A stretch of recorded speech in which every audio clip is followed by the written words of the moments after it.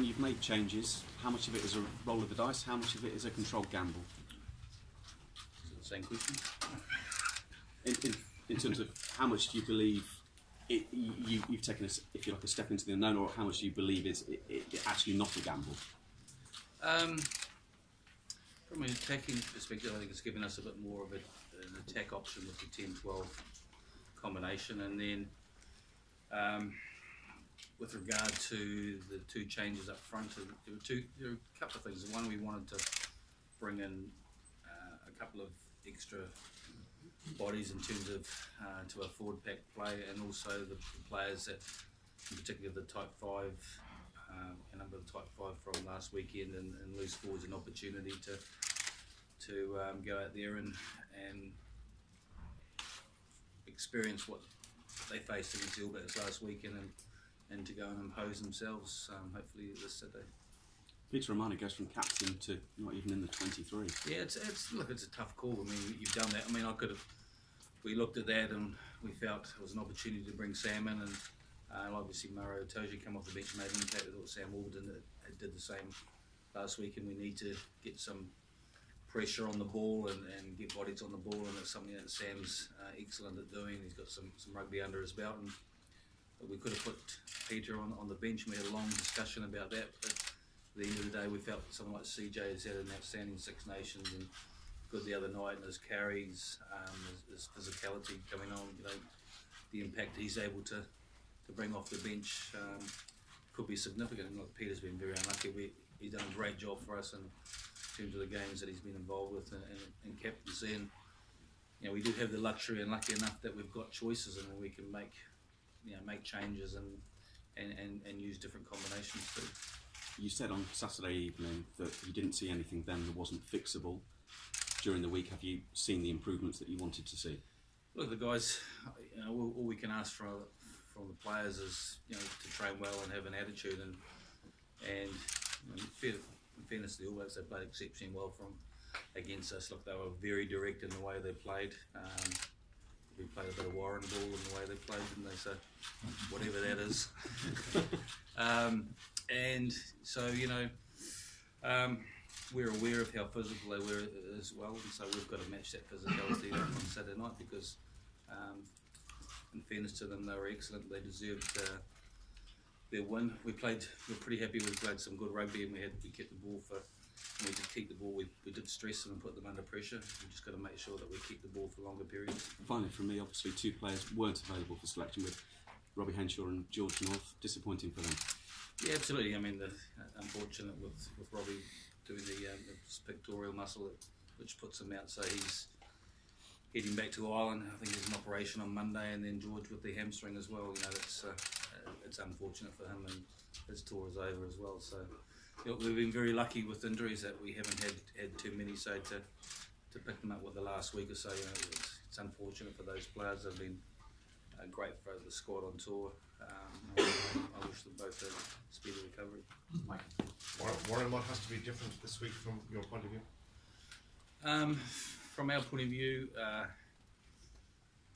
different is we've got to stop the momentum off 9. If they do come hard off 9, that's going to be an issue for us, making sure that we do that. And we worked pretty hard this week, but look, the All Blacks may come with a different plan. They may come to throw the ball around. They may come with a plan to kick the ball a bit more, and we've got to be ready for that. The changes up in that.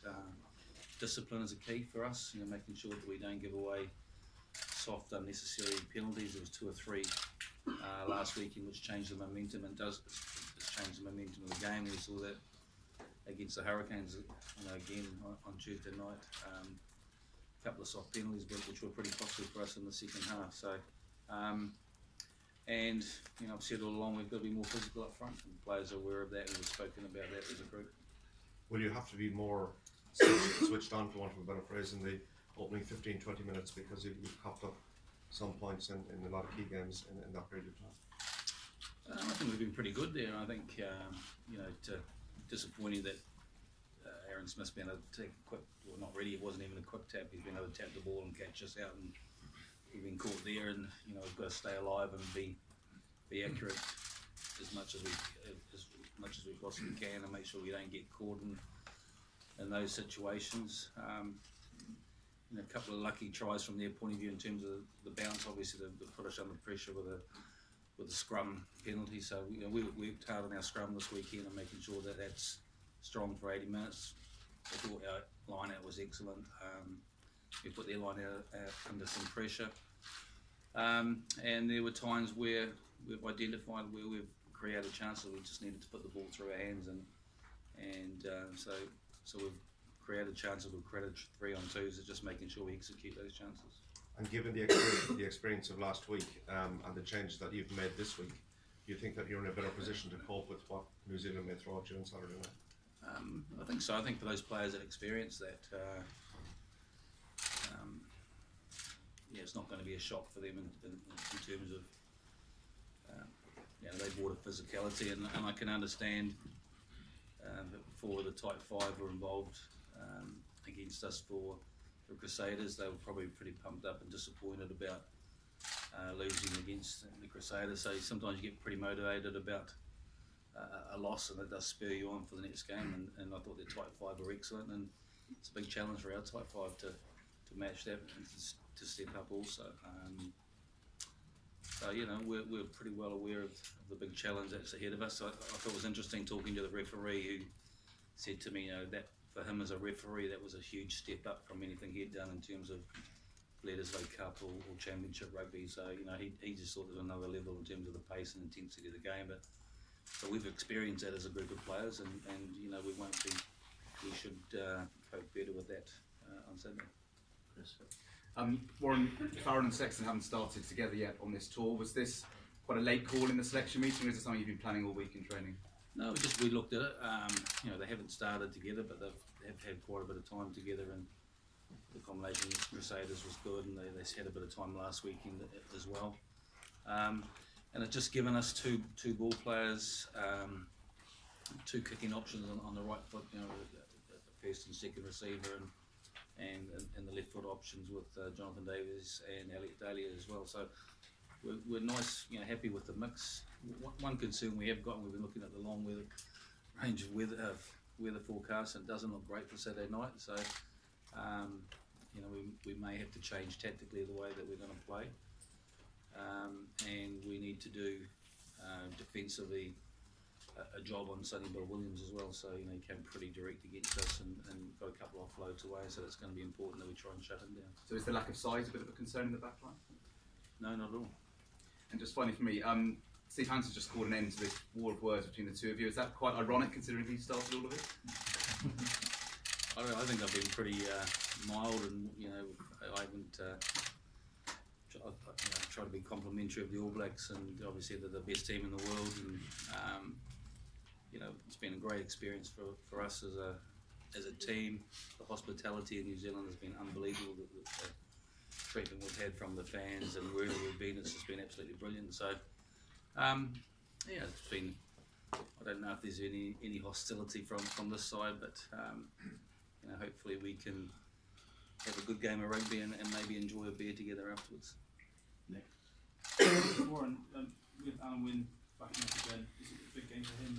Is he in there as much for his leadership and balance out some guys who haven't got as much experience? It is a big game for him. I think he knows that. He was a bit disappointed with last weekend how it went, and he's pretty focused and pretty motivated to. It's potentially a one-on-one challenge with him with his opposition, and normally in the past when he's had those sort of challenges, he's really fronted the next game. So look, he's trained well this week, and I think he's looking forward to Saturday night. And Ben Terry, is it tough on him to drop out of the starting? It has been tough, and Ben's done really well and carried well for us, defended well. So it's been a tough call for him, but he will get some game time coming off the bench. So we've made a call on the amount of possession and opportunities we've created. We think we did stress the All Blacks at times. They got pretty narrow, and they got narrow because they played that way in terms of from an attacking perspective. So it does open up some opportunities for us, if we do get the ball back, to be able to attack them as well. So, and that's why we've gone with the combinations we have. In terms of, you said shutting down Sonny Bill, without Ben there, do you have to sort of alter your setup? Do you have to do it differently? No, I think it's just making sure. I mean, we allowed him a bit too much time on the ball last week. He was, I can't remember Sonny Bill passing the ball in the game, but he got some good gain line for them, and got a couple of offloads away as well, and got them some front football. So we need to make sure that our line speed, in terms of stopping that, has to be as important for us to not allow him to be as effective as he was, and we've been working pretty hard on that this week. Warren, your line speed is something that's been winning you games. Obviously, the All Blacks were able to shut it down last time. If they're able to do so again, do you feel you've still got enough in your armoury to be able to win this game? Yeah, I mean, look, in fairness to them, we said afterwards, if you want to stop line speed, you can do it in a couple of ways. It's either you come pretty hard off 9 and it stops your line speed out wide, or you tack close and then attack the short side, or you use a kicking strategy to stop line speed. And that's and they've gone about it doing one way. They may come with a different plan on Saturday. We've got to be prepared for that, and we've worked hard on sort of all three scenarios and potentially what they may come to do, come at us, and making sure that we're prepared. Well, Warren, is this the biggest match of your coaching career on Saturday? I haven't thought about it like that. It's a big challenge for us as coaches and players. We know that we need to. And the series is on the line, isn't it? So I think for a lot of players, and they've spoken about it being the biggest match of their careers. It's not about me; it's about the players and the team, but I think we're all aware as coaches that it is a massive game here. Does it have that sort of cup final feel for the players? The fact that it's a do or die, and if you lose, it's all over. It doesn't really have a cup final feel. It kind of it means. It's getting, winning on Saturday is getting to a cup final, and then the following week we'll have a cup final feel. So, it's definitely kind of a knockout game, isn't it? If you lose on Saturday and the series is over. So, and we're all pretty aware of that. As Rodney was talking about how his workload is going to be through the roof with your attacking options off both sides of the ruck. The absence of Ben Smith there, did that come into your thinking at all when you went with Sexton and Farrell at 10 and 12?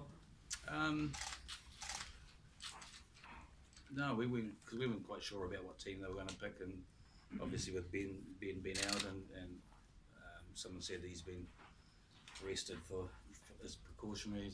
And look, if it's a head injury, we've had a few concussions, and obviously players' welfare and safety is the most important thing. So I just hope he's all right, and look, he's an absolute quality player, one of best fullback in world rugby, and but they've got the ability to put Israel Tadhg back there and then bring the whole on the wing, causes some problems down in Dunedin. So look, they make some changes and take out a world-class player, but then they're able to have the depth to bring in real quality as well. It's a homecoming of sorts for Vunipola as well. Obviously, being born here, speak about maybe what you like about his character on and off the pitch, and what you maybe know about his upbringing since then. I don't know a lot about his upbringing, so it's great for me. Look, he's the Tongan community seemed to come out of the woodwork. He's got more cousins and relations in the last few weeks than he's ever had in his life. So, and that just adds to it. Look, he's as a character, he's got a real sense of humour in the squad. He's pretty vocal. He's not quite the experience he's now got as a player. He's happy to lead and talk to the group, and that experience is pretty important for us. And I've been pleased for him because he's kind of I think he's deserved and established himself as a number one loose head on this tour, and his work rate's been exceptional, and we highlighted that during the week in terms of last weekend, the number of carries he had and how hard he worked in terms of getting into position, making tackles, and carrying us and giving us some go forward. So look, he's been great. I will go and ask him about his upbringing now. So I've heard more about his upbringing in Pontypool more than his upbringing in Wellington. So, but look, he's been outstanding on this tour. Ross, please. Warren, what has Sam Warburton's attitude been like this week, and what does his selection tell us about the way you're going to approach the breakdown? Look, he's been brilliant on that. He knows that he was a little bit short of game time. We need to be more effective at the breakdown and competing more. The All Blacks got some go forward. They got some quick quality ball last weekend, so we need to make sure we're a bit more effective. So look, his role to go out there, and even though he's playing six, he's as good as any player in world rugby in terms of being able to get on the ball and either create turnovers, penalties, or to slow the ball down. And he's well aware of his role and making sure that defensively he gets pretty hard off the line and wins those defensive collisions. And we saw that when he came on, the impact that he had.